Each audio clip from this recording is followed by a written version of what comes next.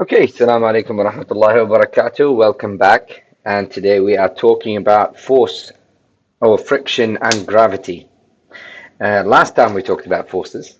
Today we're talking about friction and gravity, and we're going to be covering the factors that affect friction as well as the factors that affect gravity. Now, right from the start, I'm going to say something here. Although we are going to talk about gravity, we're more concerned with weight because really that is the force that is caused by gravity. I don't like when books refer to gravity as a force. Gravity causes a force. Okay, and there is a bit of a difference there. I don't want you to worry about that too much, but we are primarily concerned with weight. Anyway, so let's keep reading, and as always, we're going to try and answer through the questions. Please pause the video and answer the questions, and then check your answers with mine. So don't rush into just watching me answer the questions. If there is a question, try and answer it yourself, and then pause the video, and then check your answer with my answer. Okay, let's go. Um, Space athletes. Have you ever seen pictures of astronauts playing golf on the moon or playing catch in a space station? Golf balls and baseballs can float or fly farther in space, where gravitational forces are weaker than they are on Earth. Imagine what professional sports would be like in reduced gravity. It would be quite interesting. You may not have to imagine much longer. At least one company specializes in airplane flights that simulate a reduced gravity environment, similar to NASA training flights that astronauts use when preparing to go into space. Well, I think that is absolutely fantastic. These flights allow passengers to fly around the cabin in environments with reduced gravity. Athletes can perform jumps and stunts that would be impossible on Earth. As technology improves, permanent stadiums could be built in space for a whole new generation of athletes. I think that sounds amazing. Okay, so here's what we're going to do. We're going to answer a couple of questions on that. Sports can be more fun in reduced gravity. What jobs could be harder or less fun to do in space and why? Okay, well, I can tell you there's quite a few things that are going to be harder in space. As far as jobs are concerned, I can see how construction could be harder, especially if cement is not settling down. So construction could be harder,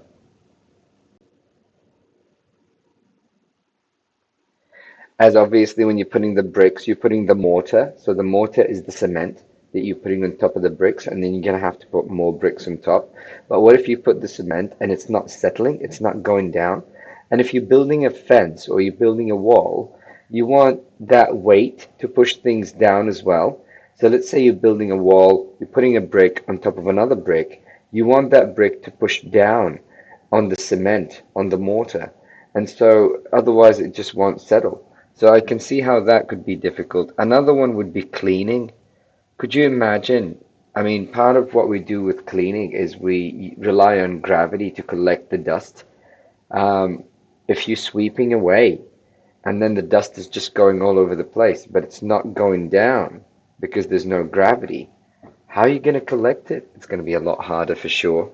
So I think cleaning and construction are just two things that are going to be a lot harder in outer space. Um, the next question says, what kinds of sports do you think could be more fun in space and why? Well, let your imagination run wild. I think boxing would be more fun in outer space because boxers, actually, believe it or not, they move around quite a bit. And if they're throwing a punch, um, there's no resistance whatsoever. Football would be quite interesting as well in outer space because, well, there's no gravity. So I mean, there's many answers to that. I don't know how you want to answer that. I'll leave it up to you. Another really interesting one would be gymnastics. Wow, that I mean, could you imagine? Gymnastics on Earth is hard enough, but on in outer space um, with no gravity, I guess the athletes would be able to do more flips. That would be more interesting. They'd probably jump higher as well. Probably be able to jump higher. I'm just going to write jump higher. Why? I think they would jump a lot higher. Right, moving on. What factors affect friction? Okay, so this is interesting. Um, what is friction to begin with? So friction is the force that exists between two surfaces, right? So if I bring this surface here of one calculator and I've got another calculator and I put them together and I move them against each other, there is friction there. And even as they're standing still, okay, if I try to move them, there's a bit of resistance in the beginning. That is friction as well. So there's different types of friction, but basically it is the force that exists between surfaces. You probably are familiar with friction already. We've all put our hands together and then decide, like at one stage, and try to rub our hands. And what do you feel? You feel a little bit of warmth, right? It feels a bit warm. Now, if you try and rub a little bit harder, it feels a bit warmer, okay? Now, we'll come back to hands in a little while, but that is friction. It is the force that exists between two surfaces rubbing against each other, sliding against each other, flowing into each other, okay? Um, so I'm just going to highlight a few key points here on this page that I think are quite important. Okay, so two factors that affect the force of friction are the types of surfaces that are involved and how hard the surfaces are pushed together. Certainly, absolutely true. Without friction, a moving object will not stop until it strikes another object. So friction actually acts in a direction opposite to the direction of the motion. So that is very important. Those points I'm going to explain in just a minute. So basically, here's what we know so far. Friction is a force. What is friction? Friction is a force.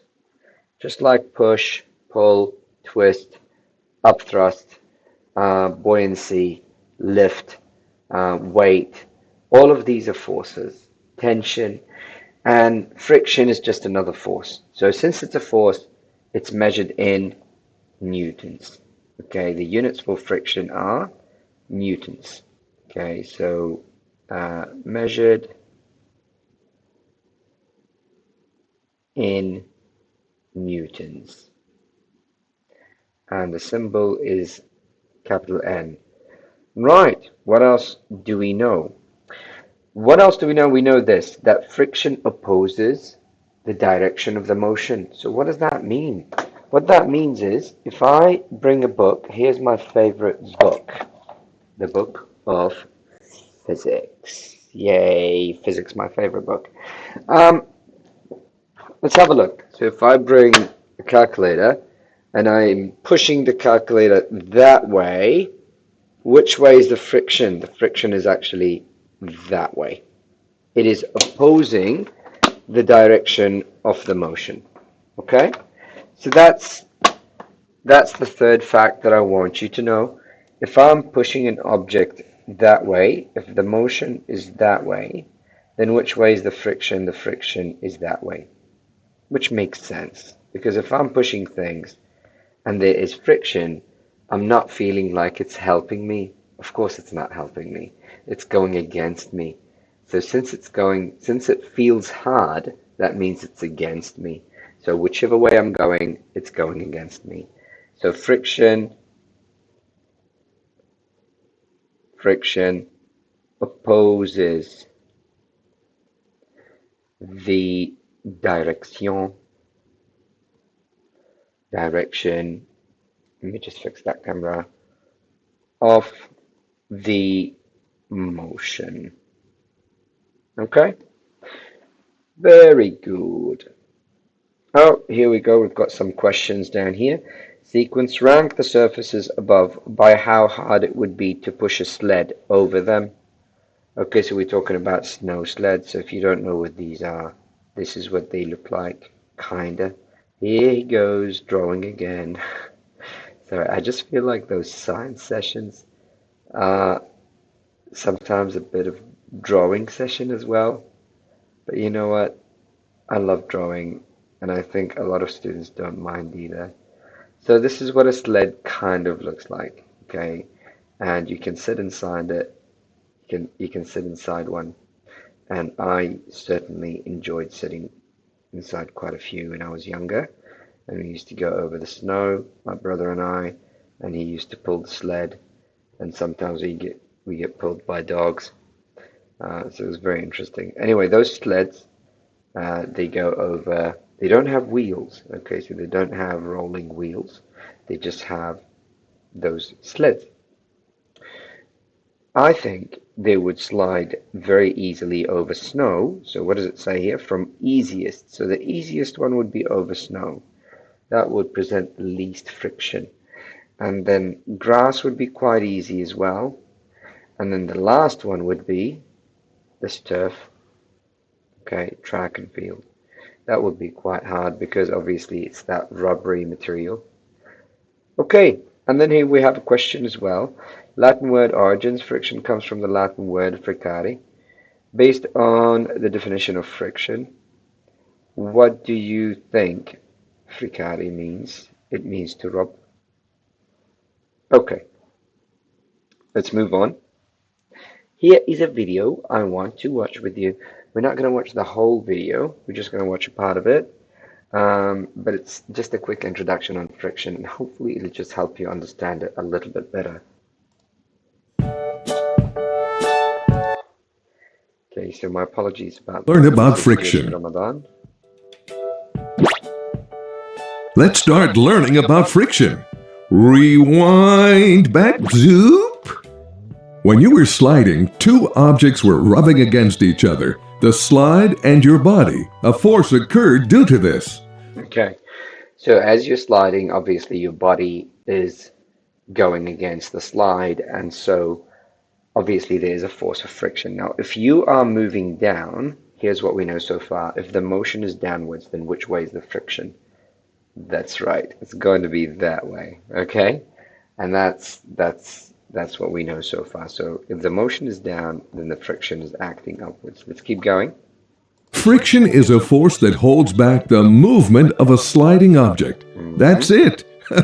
Friction is just that simple. Let's understand it with some examples.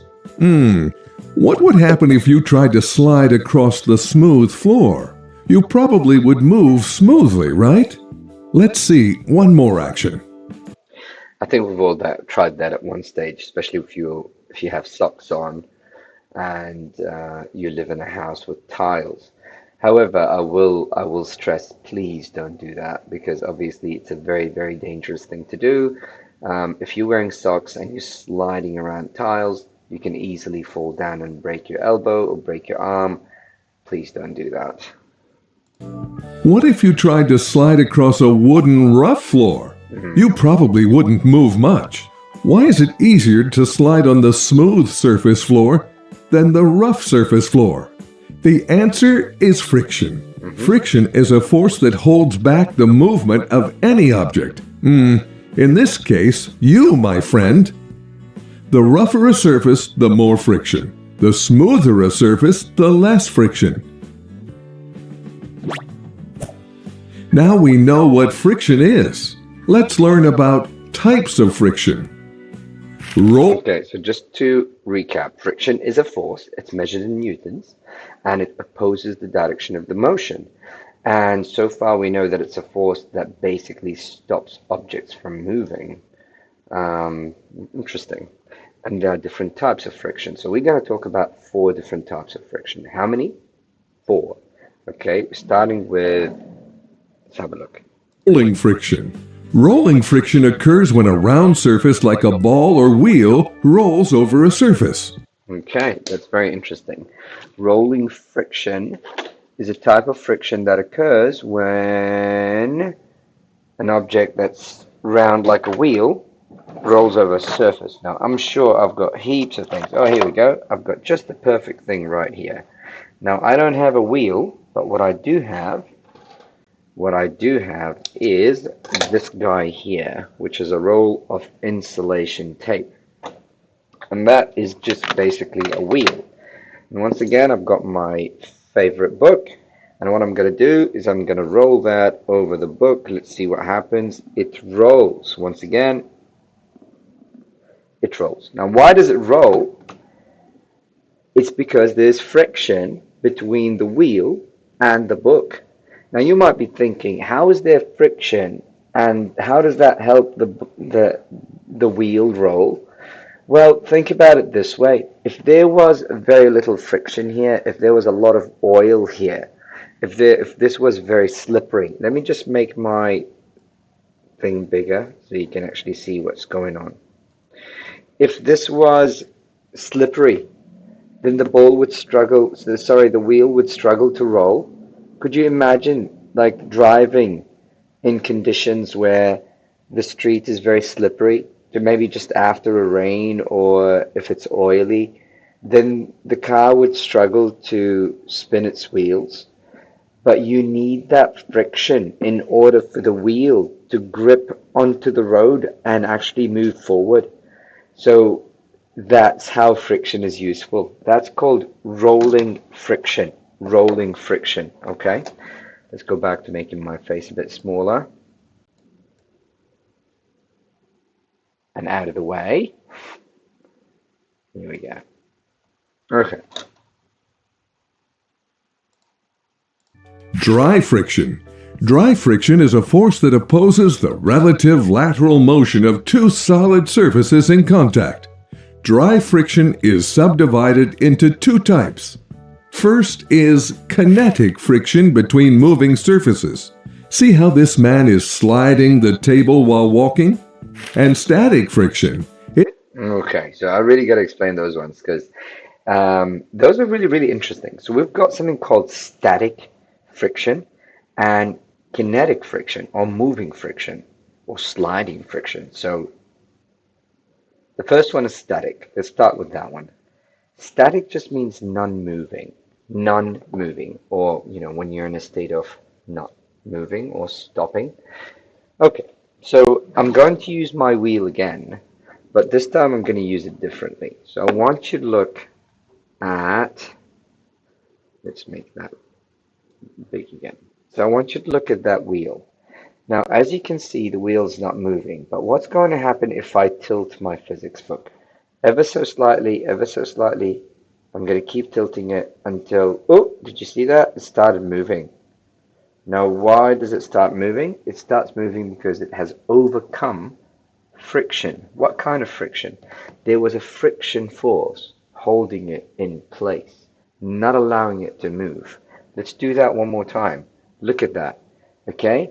So even though I'm tilting it, watch again.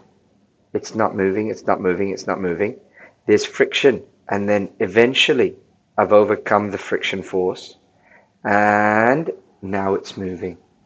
So that type of friction force is called static friction, or friction that is not moving friction, and it's the kind of friction that holds things in place. Okay?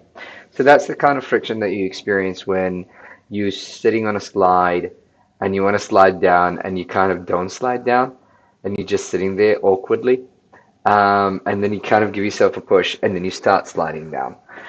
So static friction holds things in place. And then there's kinetic friction, right? So what is kinetic friction? Did you see the way the wheel started moving? When it starts moving, that's called kinetic friction, or sliding friction, or moving friction. Any of those words are the same, they're exactly the same, they refer to the same exact thing. What is moving friction? It's the friction that exists between things that are moving. So far, don't get confused, we've got rolling friction, and that's for wheels, that's for things that are rolling. We've got static friction, which exists between surfaces that are not moving, that holds things in place, okay? And then we've got moving friction or sliding friction, and that's when the object starts moving. So I want you to imagine a scenario of you pushing a desk, right? So if you're trying to push a desk and it might be quite heavy, you might be struggling in the beginning, right? As you try to push it. But once you push it, it'll be a little bit easier. That's because static friction is usually, well, always higher than kinetic friction.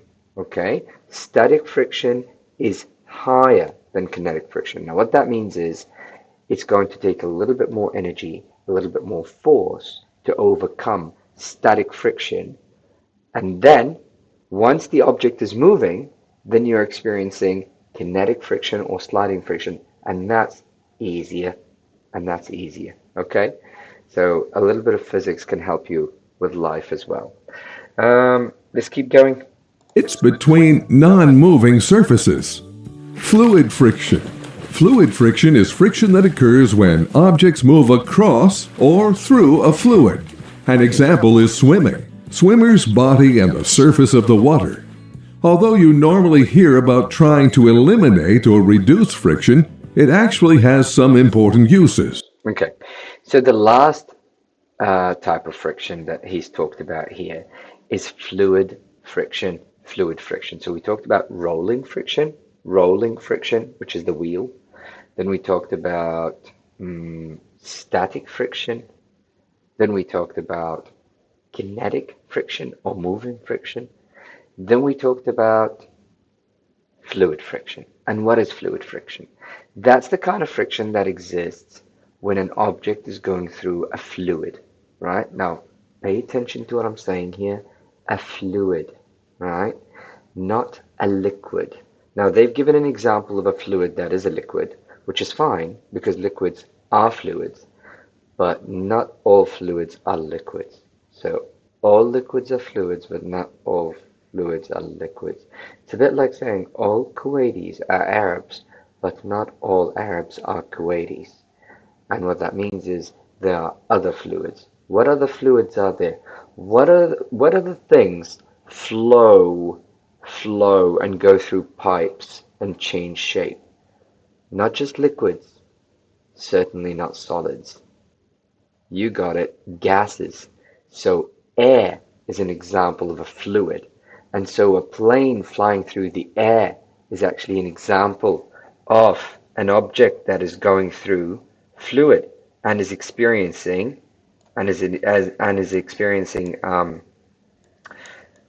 fluid friction. And at this moment, I just want to take a little bit of time to show you a project that my son and I have been working on. So we built a plane. Well, we didn't actually build the whole plane. We bought one of those cheap planes and we modified it and we made it remote controlled. And it doesn't look pretty, but it works. Okay, it works. And here's the plane. Here's the plane. Okay. Yeah, it looks like, something out of Mad Max, if any of you are familiar with that.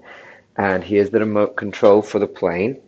And I'm going to switch it on just for a little while, just to show you how it works. So this is the receiver. That's obviously the control unit.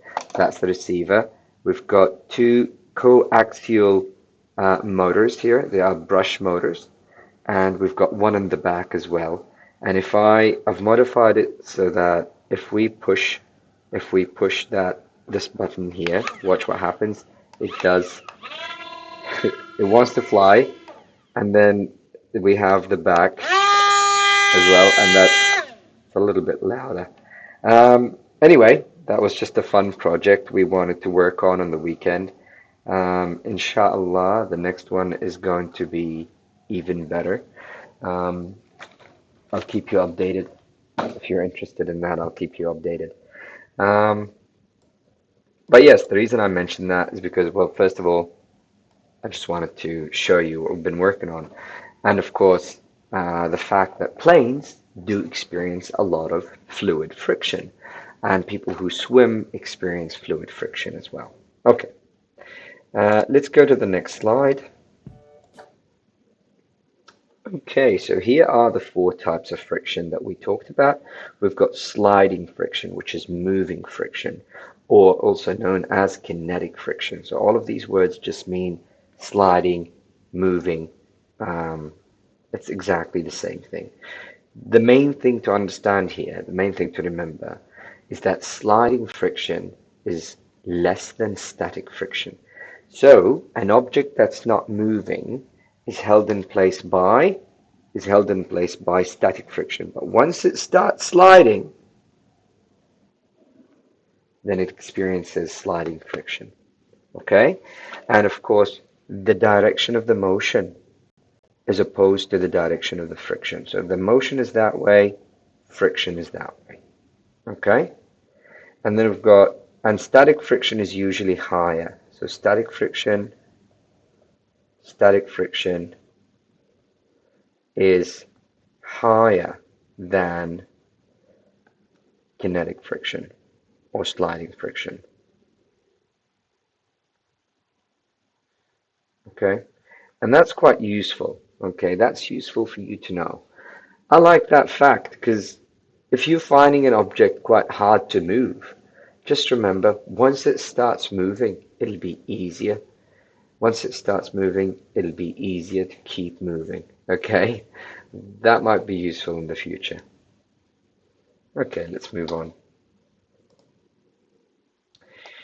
We've got fluid friction. Ooh, right. So we talked about that already. So if you're going swimming and you're experiencing a bit of friction, it's really hard to kind of get through to the other side. That's because you're experiencing fluid friction, and that's your body against the water.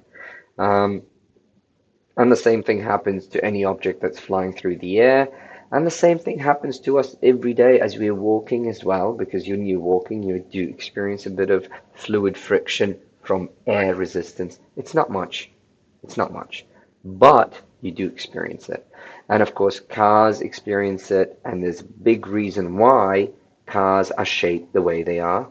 Okay, so if cars were shaped like that, then they would experience a lot of friction. But there is a reason why cars are shaped like that. And of course, that is to reduce the friction because then the air moves around them quite easily. Okay, and that reduces the friction with the air. And of course, sports cars are even crazier because they're like really thin, and they kind of have a spoiler here, and they look crazy, but it's all to reduce the friction, the fluid friction. All right, and then we have rolling friction, and rolling friction is what helps us move when we are driving, because if we didn't have it, those wheels would not actually grip onto the road. Instead, you just roll in your own place. So that's very, very important as well. List 5 examples. Oof, those are quite a few examples. I'll let you think about that one. Basically, anything rolling, wheels, tires, bicycles, cars, apples rolling down the hill, Indiana Jones, that big boulder, any example really. Okay, um, here we have something to think about. Um, we have a question, well, a bit of a design experiment. Let's read through it and we'll work through it together, shall we? It says here, your family's moving, okay, and isn't sure how to best overcome friction while moving furniture. Isn't that a problem? You have a spring scale. So what is a spring scale? Also known as a Newton meter. So that is something, oh, let me go back, sorry. A spring scale kind of looks like that. I'm sure you've seen them before. Um, some of them have a spring inside, and some of them, well, they all have a spring inside, but some of them are transparent and some of them are not. And then you've got like a hook, and then you can actually measure things. And it's, it's got different springs inside it.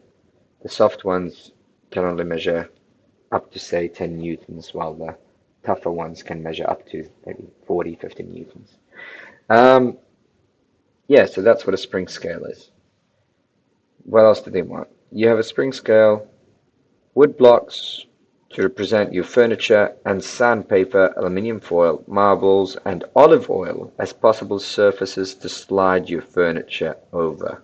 Oh, this is very fun. This is a really fun experiment. One that I really want to do, actually. Maybe we should do this experiment. We're doing it. We have to do this experiment. It's going to be a lot of fun. Okay. You know that friction occurs between surfaces, so when you slide against each other, when they slide against each other, if you measure the applied force required to push something across a surface, you know that your applied force would increase or decrease as the friction increases. As the friction increases, what's going to happen to the force? In order to overcome the force, you have to apply more force, don't you? So that's what it's saying. Let's say, for example, if you're pushing um, a baby elephant, then you're going to have to apply quite a bit of force compared to if you're pushing a sheep. So the more um, the more force you're going to apply if the weight increases. Um, yeah, so you know that your applied force would increase as friction, and if friction increases because of the weight, because of course, if there's more weight, then there's more contact between the surfaces, and that makes friction increase. And I will explain that point in just a minute, because I think that's a really important point to explain. So I'm just going to take a wee minute and before I get back to this. What what is friction? We already said that friction is the force between surfaces, right? So here's what happens. We've got a surface here, and another surface here. I'm going to bring them closer to each other. So let's say we have a book sitting on a table, okay? This is a book, and this is a table. Okay, obviously the surface between them is the area of contact. That's where friction is. Now, you might think the book looks smooth, the table looks smooth. What's the problem? No issues, right? I can just slide the book across the table. Unfortunately, there is quite a bit of friction. Why is that? Let's zoom in and find out why. Well, if we zoom in, we'll see that actually under a microscope, what looks like a smooth surface is actually not that smooth at all. And so it's like teeth, and there's mountains and ridges, and they kind of rub against each other. That is friction. That is what causes friction. Those irregularities in the surface, all right, those ups and downs, they rub against each other, and that's what causes friction. Okay, now what's going to happen? I want you to think about this one with me. What's going to happen if I take a bit of weight, right, and I put it on top of the book? So I've taken a bit of weight here, like a mass of some sort, say 20 kilos, and I put it on top of the book. What's going to happen to the gap? What's going to happen to this gap? Well, I can tell you. This gap is obviously going to get smaller. So now instead of being that far away, it's going to be really close. Now what's going to happen to the friction then? Obviously, as the gap gets smaller, the friction is going to increase. So that's why the weight increases the friction. Okay, it's not so much the weight increases the friction, but it decreases the gap, makes the gap smaller. And if the gap is smaller, then friction increases. Now, remember when I said we'll go back to your hands? Okay, now here's the deal. I've got hands, you've got hands. I want you to try this. Put your hands together, not too hard. Don't push too hard. Just put your hands together and then start rubbing up and down. Okay? Now, can you hear that? That's friction. And it's getting a little bit warm. Now I want you to try this again, and this time I really want you to push. So I want you to make those the gap between your hands really small. Push, push, push, push. And now start moving.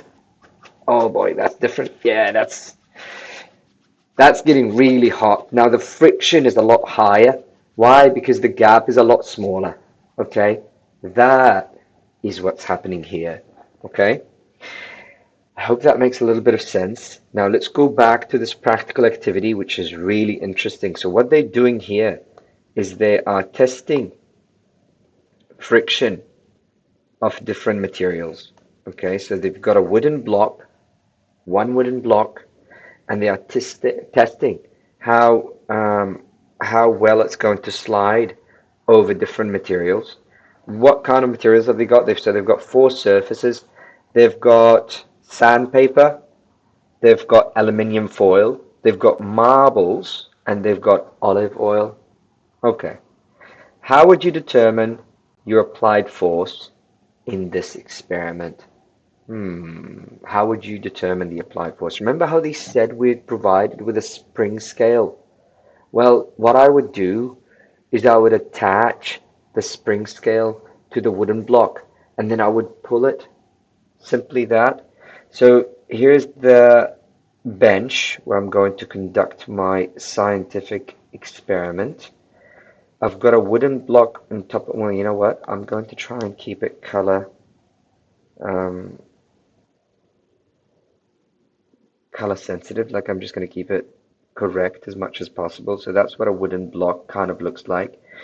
And I'm going to use green for the wire, and then I'm going to use red for the force meter. That is the spring force meter.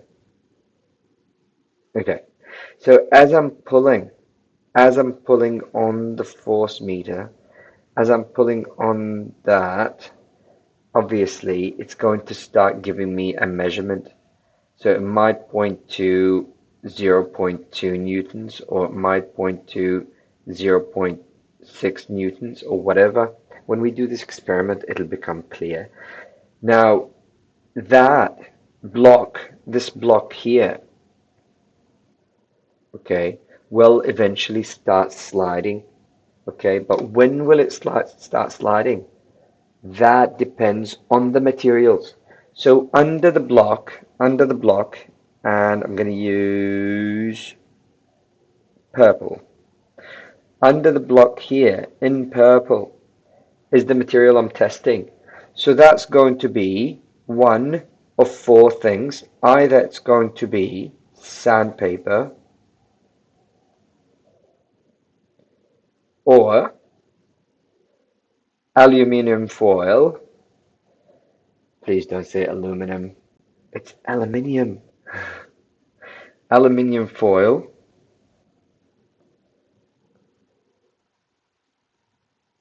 Oh, stop doing that. Or we could use marbles. Or we could use olive oil, my favorite. Okay. Um, Sorry, sometimes it does that, so I'm just going to keep moving. How would you determine? We already decided using a force meter, and then I would pull on it. So using a spring scale, and I would attach that to the wooden block. Then I would pull on the scale, just like in this example here. So I would attach, oh, not attack.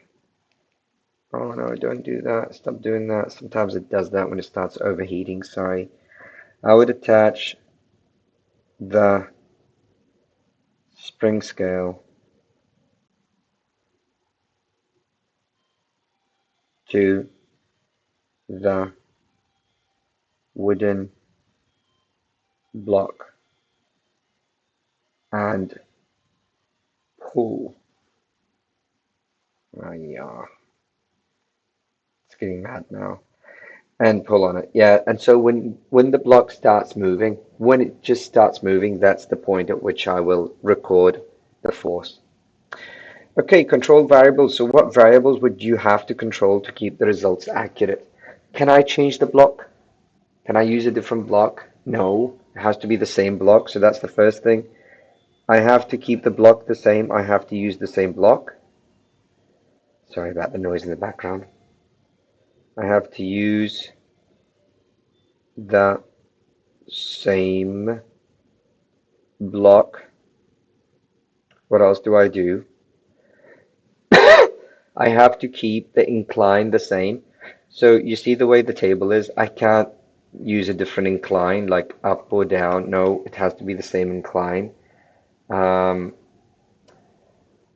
I have to keep the same weight, same angle. So same angle, same incline.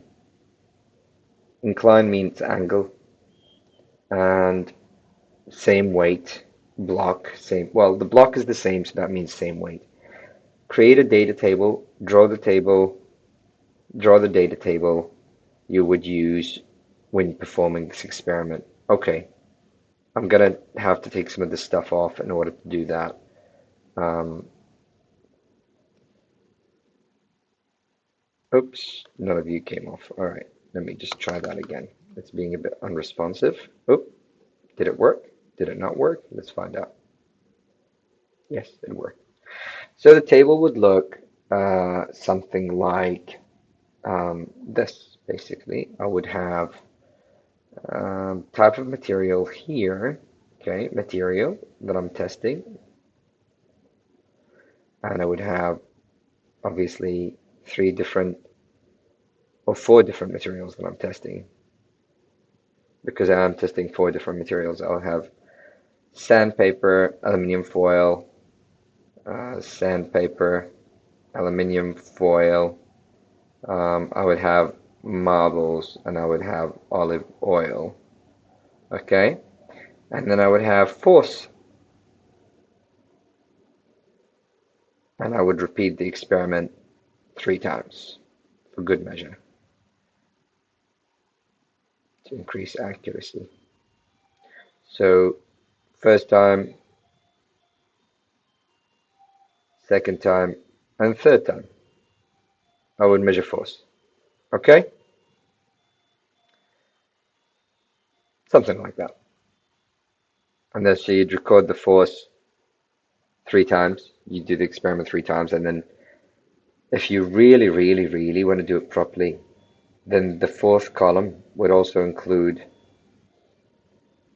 average, because you would average this, this, and this.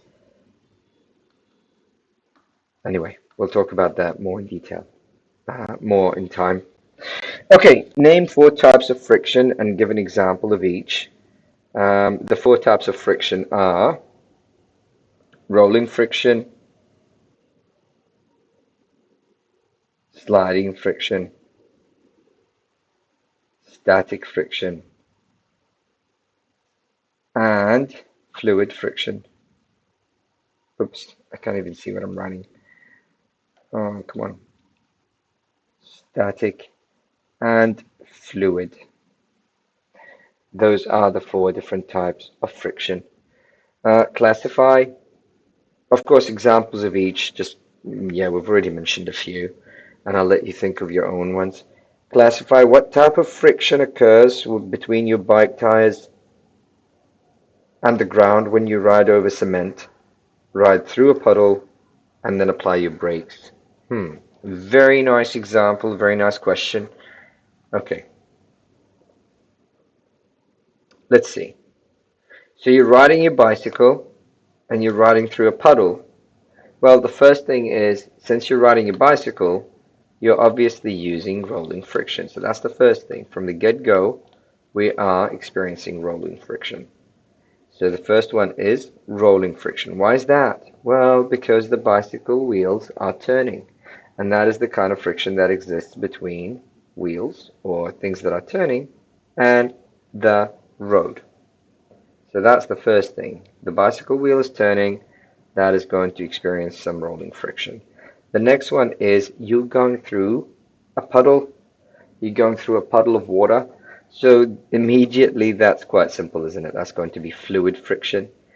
And The third one is going to be, well, you apply your brakes. What's going to happen when you apply your brakes? That wheel is no longer turning. If that wheel is turning, then it's rolling friction. The moment you apply your brakes, and it slides, I think I just gave it away, didn't I? It's going to be sliding friction or moving friction. Okay, and that's the one that exists when the object is moving. Okay, let's move on to the next one. It's been annoying me. Like, just go next, next, next. Okay, let's have a look. So, what factors affect gravity? Here now we're talking about gravity. A skydiver would be surprised if she jumped out of a plane and did not fall. Absolutely. I'd be very surprised too. In fact, here's a quick demonstration of gravity. Whoa, everything goes down. Well, not exactly down, but towards the center of the Earth. So if you're in the southern hemisphere, things are going towards the center of the Earth, but that would appear up. But then again, the Earth is not really in any particular um, position in reference to anything. I mean, except in reference to the sun, perhaps, then it's like north and south are all just arbitrary. Um, but that's a topic for another day. So the point is, we are so used to objects falling that we may not have thought about why they fall. Why do objects fall? One person who thought about it was Sir Isaac Newton, and he was a scientist. He concluded that a force acts to pull objects straight down towards the center of the Earth. Gravity is a force that pulls objects towards each other. At this point, I want to say that some books will say gravity is a force, and some books will say gravity causes a force. So just be aware of the differences. But for all intents and purposes, we will say that gravity is a force. Universal gravitation. Newton realized that gravity acts everywhere in the universe. Everywhere. Why is that? Well, it turns out that any object that has a mass has its own gravity. Yes, even this pen here. So believe it or not, this pen has its own gravity. This object has its own gravity. This computer mouse has its own gravity. Anything with a mass has gravity. However, it's so tiny because the mass is so small compared to planets or the sun. The more mass you've got, the more gravitational pull you've got. That is a summary of the page, but we're going to read through it anyway. So it is the force that makes skydivers in Figure 2 fall to the ground. It is the force that keeps the moon orbiting around the Earth. It is the force that keeps all planets in our solar system orbiting the sun. The sun is massive. You can fit 1,000,000 Earths in the sun, and it has a lot of gravity. So the gravity of the sun is nearly 1,000,000 times the gravity of Earth. What Newton realized is now called the law of universal gravitation. The law of universal gravitation states the law that the force of gravity acts between all objects in the universe that have mass. This means that any two objects in the universe that have mass attract each other. Any two objects in the universe that have mass attract each other. You're attracted not only to Earth, but also to the moon, and other planets in the solar system, and all the objects around you. To the desk, to the ground, to anything. Anything that has a mass attracts another object that has a mass. However, it depends on the size of that mass. Okay? However, you do not notice the attraction among small objects because these forces are extremely small compared to the Earth's attraction. Absolutely. Okay? And if you're interested, some scientists have called this the fourth law of motion. You see, there's the first law of motion, which is the law of inertia. Objects don't like changing what they're doing. It's called the law of laziness. Things that are moving want to continue moving. Things that are not moving want to stay where they are. The second law of motion states that force is equal to mass times acceleration. And there is a relationship between the mass of the object and the force, okay, and the acceleration. The third one states that for every action there is an equal and opposite reaction. And the fourth one, which no one talks about, is the law of gravitation. And if you're interested, this is what the formula looks like. m1, m2 over r squared. And that basically states this is the first mass, that's the second mass, and this is the distance between them squared, and that is gravitational constant, which is 6.2 times something to the power of 20 something, 22. And that's basically how you calculate the attraction force between objects, but we'll come to that much later. What are the factors affecting gravity? A gravitational force exists between any two objects in the universe. However, you don't see your pencil fly towards the wall the way you see it fall towards the Earth. Why is that? Well, the Earth is massive, while the wall is not so massive compared to the Earth. That's because the gravitational force between some objects is stronger than the force between others. You observe only the effect of the strongest gravitational force. The two factors that affect the gravitational attraction between objects are mass and distance. Mass and distance. Okay. Mass is a measure of the amount of matter in an object. The the SI unit, this standard international unit for mass, is kilogram. The more mass an object has, the greater the gravitational force between it and other objects. Earth's gravitational force on nearby objects is strong because the mass of Earth is so large.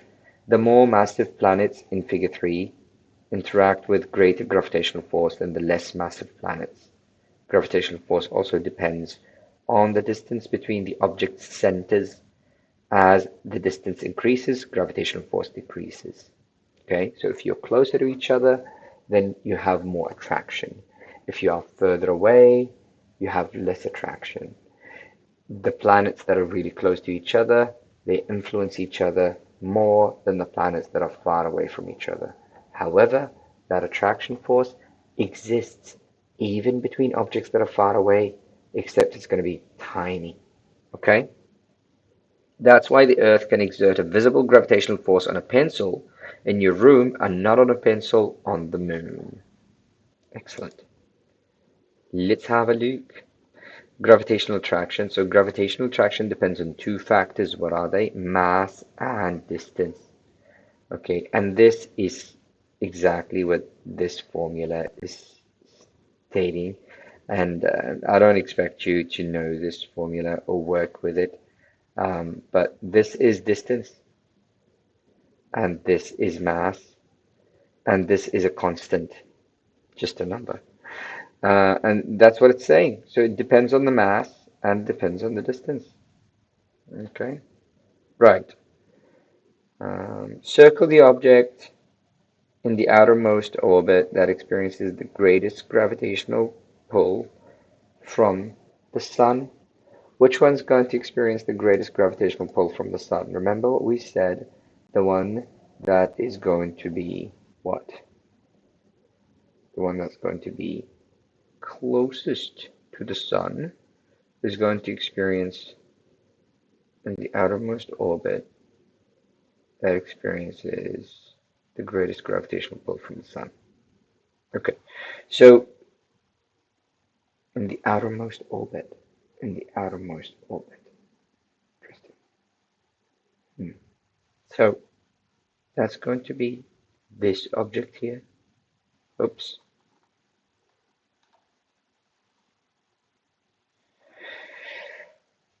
That's not worded very well. I mean, that is the outermost orbit. And, oh, I see what they mean. There's two objects in the outermost orbit. There's this and that. And then one of them is obviously more massive than the other. Although this could just be a gas planet. But anyway, let's assume that they are both made from similar materials. This one is bigger, and so this one experiences more gravitational pull. Okay, I get it. I get it now. So we're going to circle that one. Next, planet B's force arrow from the sun's gravitational pull should be longer or shorter than the arrow from planet A. And of course, the answer is shorter. Why is that? Because it's further away. So this is what it's going to look like. Shorter. Now I should be pointed towards the sun a bit more. Draw what a planet would look like if it was the same distance from the sun as planet C, but experienced a smaller gravitational pull from the sun? A very nice question. So we have another, so now we have another planet, excuse me, that's the same distance away from the sun. However, it experiences less gravitational pull. So what does that mean? Does that mean it's really big and massive, or is it going to be small? It's going to be small. So something like that would be correct. Or you can even draw it on the side if you want to. As long as it's smaller than planet C, then it's going to experience a smaller. If it's at the same distance, then it has to be smaller in size in order to experience a smaller gravitational pull. Next. The difference between weight and mass. Mass is sometimes confused with weight. Mass is a measure of the amount of matter in an object. This is quite important, and I'm going to highlight it because it doesn't matter how many times I explain this. Students always confuse mass and weight. Mass is confused with weight. Mass is a measure of the amount of an object. So I'm going to get rid of that first one. Mass is a measure of the amount of matter in an object. So I, for example, have a mass of 85 kilograms. So what that means is I have 85 kilograms worth of mass inside me, worth of matter, liquid, solid, and gases. Okay, so if I go into outer space, that's going to exist. That's not going anywhere. I'm still going to have a mass of 85 kilograms. However, my force, my weight, is going to change. Why is that? Well, weight depends on gravity. Weight is like being pulled by a rubber band, okay? So that pull is what we call weight.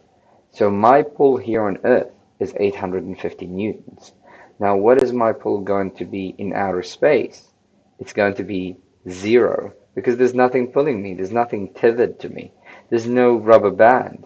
I'm just going to have the same mass. Yes, I'm still 85 kilograms, but I'm no longer 850 newtons, and I feel weightless.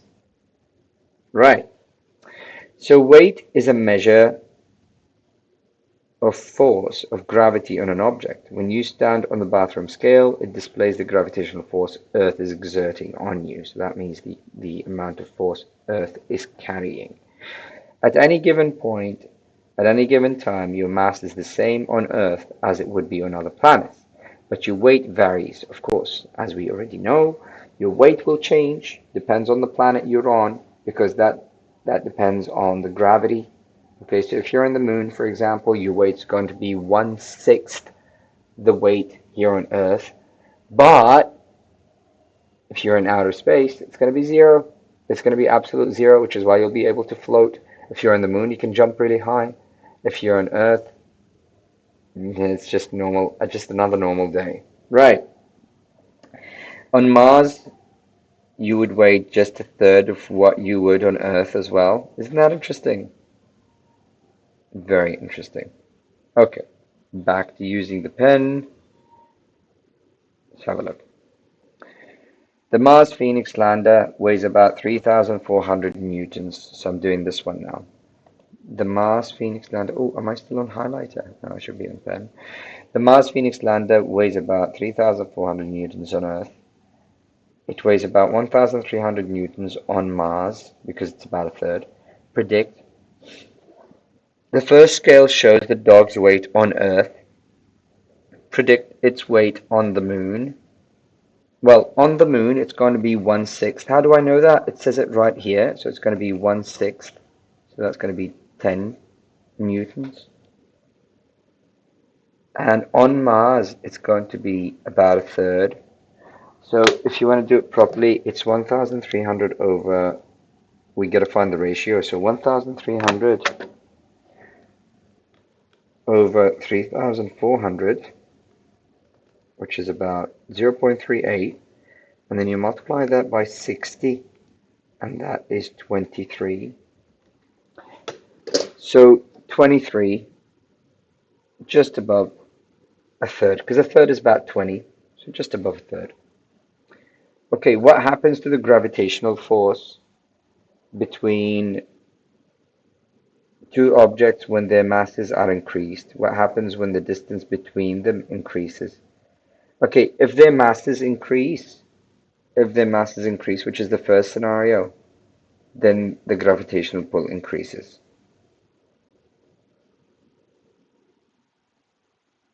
I'm just going to do that because it's really hard to write anything at the bottom there. Now, if the distance increases, then the gravitational pull decreases. Okay? If they are close to each other, then they are pulling each other more. If they are heavy, if they are massive, then they are pulling each other more. Relate cause and effect. If the mass of Earth is increased, what would happen to your weight? A very nice question. What would happen to your mass? Let's start with mass. Mass would remain the same. Mass wouldn't be affected. Mass wouldn't be affected. Although in my case, I can tell you right now that mass would be affected because I'd be so stressed, I would start eating immediately. Anyway, so mass wouldn't be affected, but weight would be affected. My weight would increase. Why would my weight increase? The reason my weight would increase is because the Earth is more massive now and therefore it exerts more gravitational pull. And so weight would increase because gravity would increase. Increase as gravity would increase. Gravity, sorry, gravity would increase. Okay. Ah, great. So we've got some recap information. These are great. I would like you to pause the video and try and solve these on your own before replaying the video again and checking the answers. So please try and do these on your own before you check your answers. I'm going to do them now, but you pause the video before you check your answers. What are the two factors that affect the frictional force between two surfaces? So we've got two surfaces. What are the two factors that affect the force? The first one is going to be the type of material. The type of material. So is it going to be silk on glass? Is it going to be wood on olive oil? Is it going to be metal on marbles? The type of material makes a huge difference. The second thing is going to be the size of the gap. The size of the gap, which is caused by the weight. So the weight force on top of the material will push it against the other one. So the size of the gap makes a huge difference. Now, it's not necessarily always going to be the weight, obviously, because what about in this instance, then it's not really weight, it's how far you push. So that's why I said the size of the gap. Okay, next. What two factors affect gravitational force between two objects? Yay, that is the mass of the object and the distance between the objects.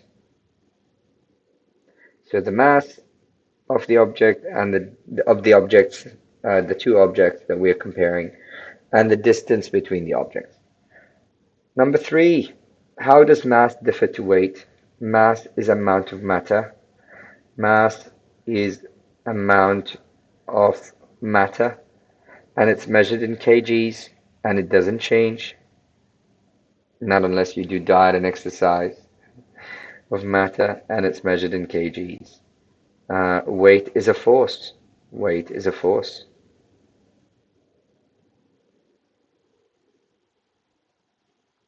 And it's measured, oops, no, not yet. Oh, we've got one more. Yay, great. And it's measured in newtons. Number 4, what is friction? Friction. Oh, we already know what friction is. It's a force that exists between surfaces. So the friction is a force that, yep, that one there, C. Friction is a force that one surface exerts on another when two surfaces rub against one another. Okay? What about rolling friction? Rolling friction, of course, is the one that exists with wheels. Um, so which one is it? So that is going to be E. Oh, actually, I shouldn't even be doing that because I can just write the answer here. E. And that is the type of friction that occurs when a wheel turns on a surface. Yep. Next is sliding friction. Sliding friction is the type of friction that exists when an object starts moving when two surfaces are moving against each other. Against wood. Yeah, so that's the type of friction they give you an example here. So it's the type of friction that occurs when you rub sandpaper against wood. Yeah, because as you're rubbing, that means it's moving. Fluid friction. We already said fluid means air or water or liquid or gas to be more accurate. So fluid friction is going to be the type of friction that exists between oil and door hinge. Absolutely B, because oil is a liquid. Static friction. Static friction. The type of friction that occurs between objects that aren't moving. G. Weight is a measure of force of gravity on an object. Yes, because it is. It's itself a force. Um,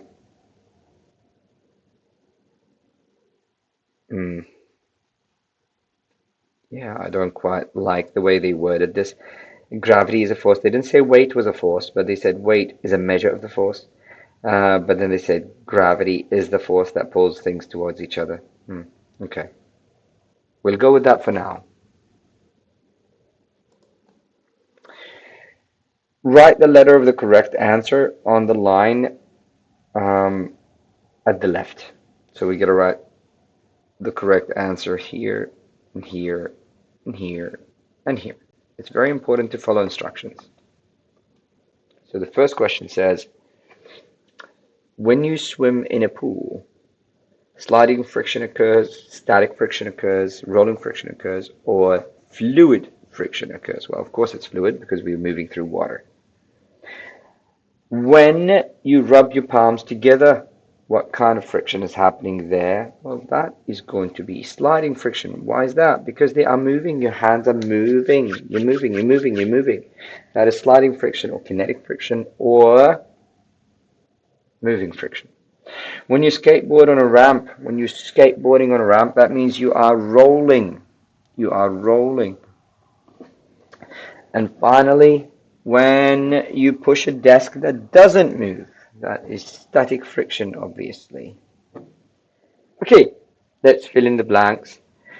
The what states that the force of gravity acts between all objects in the universe that have mass. This is the fourth law of motion, or don't say that because people don't like saying there's four laws. They say there's only three laws. It is the law of universal gravitation. That's how it's known. Law of universal gravitation. I don't have space for gravitation, so I'm just going to write it here. Gravitation. Okay. Law of universal gravitation. As distance increases, gravitational force decreases.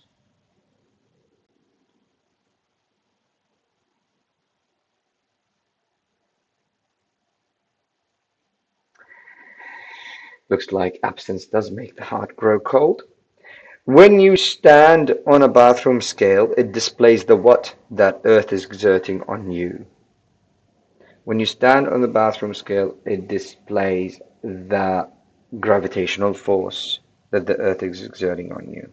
So I'm just going to say gravitational, oh, there's an R there, force. Friction occurs in a direction what to the direction of the object's motion. We already know that if the motion is that way, friction is that way. Opposite.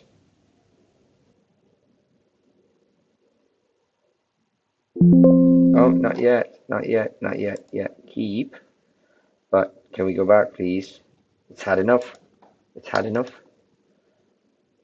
Uh-oh. What happened? What happened? We still have the last slide. We haven't finished. We're nearly there. Don't ruin it. Don't ruin it. Don't ruin it. Yay, we're back. When the irregularities of one surface come into contact with those of another surface, friction occurs. Oh, we're red now. Great. The applied force required to push something across the surface increases as friction increases. You need more force if there's more friction.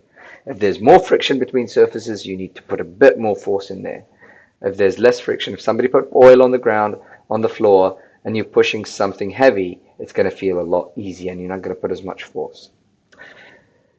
Thank you for joining me today. I apologize, the lesson was a bit long, but yeah, it required a proper explanation. Um, as one of my favorite students has told me, like, share, نشوفكم على خير. السلام عليكم.